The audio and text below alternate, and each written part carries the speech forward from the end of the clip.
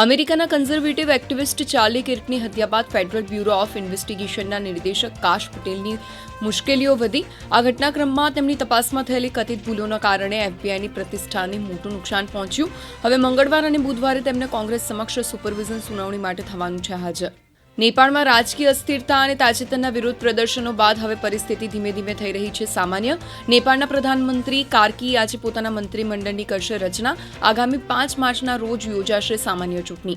સ્પેનની રાજધાની મેડ્રિડમાં શનિવારે એક ઇમારતમાં થયેલા વિસ્ફોટમાં 25 લોકો થયા ઘાયલ. તેમાંથી 2 લોકોની હાલત ગંભીર. મેડ્રિડની ઇમરજન્સી સર્વિસીસ દ્વારા આપવામાં આવી માહિતી. સ્પેનિશ સમાચાર એજન્સી EFE મુજબ અગ્નિશમન દળના કર્મચારીઓને શંકા છે કે આ વિસ્ફોટ ગેસ લીકેજના કારણે થયો. જો કે પોલીસ હજુ પણ વિસ્ફોટના ચોક્કસ કારણની કરી રહી છે તપાસ. ઇઝરાયેલી સેનાએ ગાઝા શહેરને કબજે કરવા માટે કર્યું તેજ ફાયરિંગ. શનિવારે થયેલા હુમલામાં 65 લોકોના થયા મોત, જેમાંથી 14 એક જ પરિવારના. હમાસના ગઢ ગણાતા ગાઝા શહેરમાં રહે છે લાખો લોકો, જ્યાં ઇઝરાયેલી બંધકોને પણ કરવામાં આવ્યા છે કેદ.